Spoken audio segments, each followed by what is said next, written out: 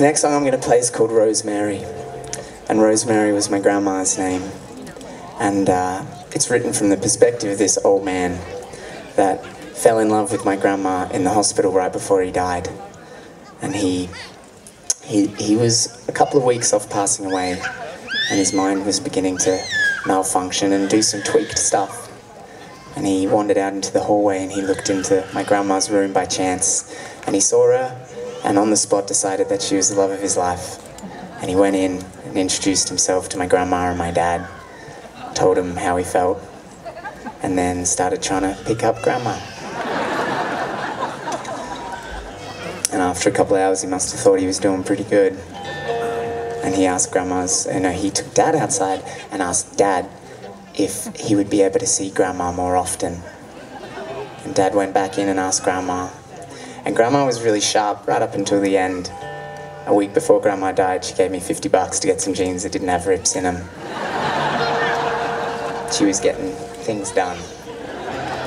She also, which was kind of cool, she said, if there's one thing you can do for me, Kim, it's that you find a way to make your dad stop smoking. And I went and told Dad, and he stopped. After 40 years, he stopped smoking right then and there, and it was kind of impressive. From all sides, but Grandma was sharp, is what I'm saying. And she knew that George, the old guy's name was George, she knew that George was a little bit tweaked and a little bit wacky and close to death. But it put a glint in her eye, and it was really quite beautiful. And to see a glint in Grandma's eye when she would also die a few weeks later was a really special and mystical thing for our family. And so she looked at Dad and she said, yeah, why not? And George started coming over and hanging out and sitting on a chair next to Grandma's bed. And got no idea what they would have talked about, but they had this little friendship. And after about a week of that, George couldn't get out of his bed, and he would pass on messages via the nurses to give to Grandma. And a week later, they both died. And it was just this really mystical part of the grieving process for me and my family to say goodbye to Grandma, was this whacked out old dude, George. And I've been telling the story for a few years on stage, and sometimes there are doctors and nurses at the gigs, and they tell me that this is pretty common. It's a common thing that old men do before they die.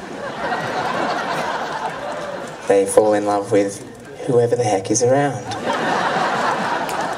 And I kind of like that. It's sort of like, I just imagine these gruff old dudes that maybe have struggled to show emotion and struggled to show love, and then it just comes pouring out of them in whichever direction right before they die. I think it's awesome.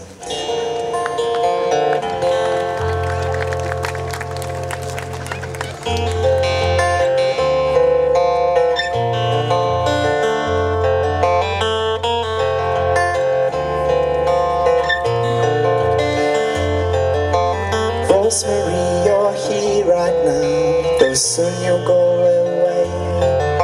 And I am also heaven bound, I may die today. So let me take this chair right now, hold your hand and say that while your mind is shutting down, I am here to stay.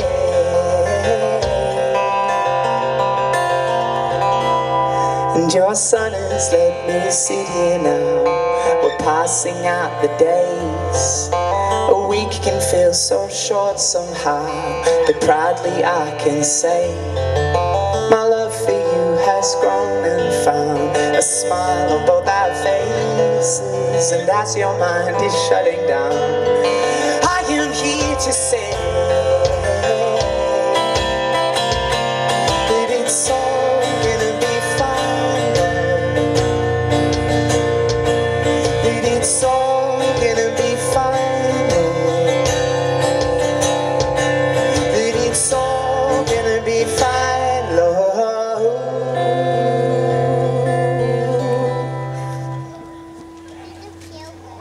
I don't see the air somehow, I breathe it every day, and love love is always there somehow, proudly there to stay.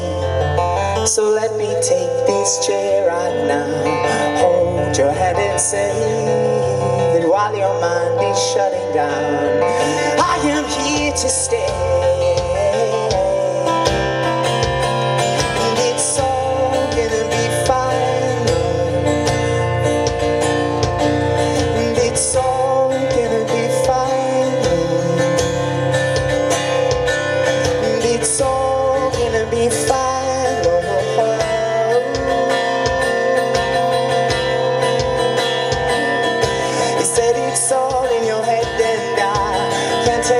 It's true, but sit here by my bed for a little charm by you. And it's all gonna be fine. And it's all gonna be fine. And it's all gonna be fine. It's all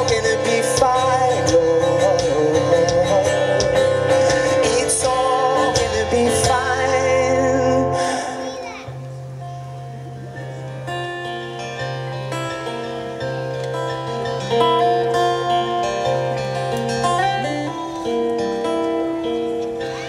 Rosemary, you're here right now, though soon you'll go away. And I am also heaven bound, I may die today.